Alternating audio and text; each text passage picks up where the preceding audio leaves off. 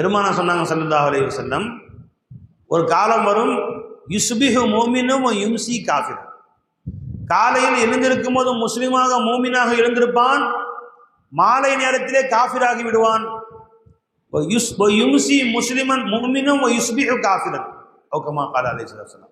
சொல்லுங்க, மாலையில் அவன் மூமினாக இருப்பான், காலையிலே எழுந்திருக்கும் போது காஃபிராகி விடுவான் என்று சொன்னார்கள் ஸல்லல்லாஹு அலைஹி வஸல்லம். மாலையில் எழுந்திருக்கும் போது மூமினாக இருப்பான், காலையில காஃபிரா போயிடுவான். அலஞ்சுங்களா? அப்படின்னு அர்த்தம் என்ன? அவர் அசர் வந்து பள்ளிவாசல் சொல்லுவார், மகரிப் பள்ளிவாசல் சொல்லுவார், காலையில போய் நேராக முருகன் கோயிலுக்கு போயிடுவார். அப்படி அர்த்தம். இந்த காலையில பள்ளியில் தொழுவார், சாயந்தரம் சர்ச்சுக்கு போயிடுவார். அப்படியே அர்த்தம். அப்படி மூமினான மக்கள் அப்படி செய்ய மாட்டாங்க.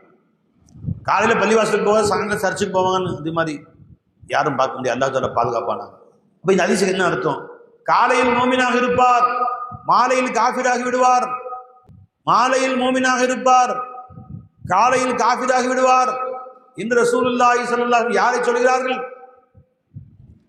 அலஞ்சுங்களா?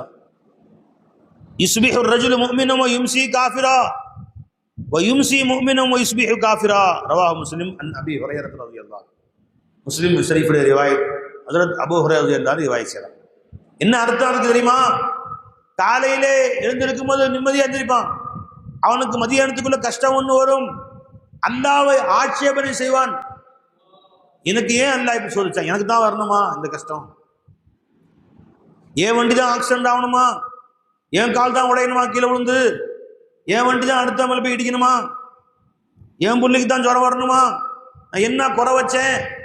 ஃபஜ்ர் தொழுதனே, தஹஜ்ஜத் தொழுதனே, குர்ஆன் ஓதுனனே, திக்ர்லாம் செஞ்சனே, அல்லாஹ்வுடைய கடமைகளை நிறைவேற்றி விட்டேன், அப்புறம் ஏன் அல்லாஹ் எனக்கு அநியாயம் செய்தான் என்று மதியான சிந்தனை வரும். இந்த சிந்தனை குஃப்ர், காஃபிரா போயிட்டான், ஷிர்க், அல்லாஹ்வோட என்ன வச்சுட்டான். எவன் ஒமன் யக்ஃபுர் பில்லாஹி ஃபக்கத் ஹபித அமலு வ யுஷ்ரிக் பில்லாஹி ஃபக்கத் ஹபித அமலு. அல்லாஹ்வோட இணை வைத்தான், அவனுடைய எல்லா அமல்களும் போயிடும், இல்லாமல் போயிடும். குஃப்ர் என்ன செய்யுங்க? அதுக்கு முன் செய்த அத்தனை அமல்களையும் அழிச்சு.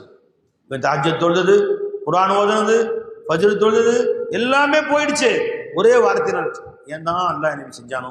வாய் திறந்து சொல்கிறான், அல்லது மனதில் நினைக்கிறான், அல்லாஹ் எனக்கு இப்படி அநியாயம் செஞ்சானே.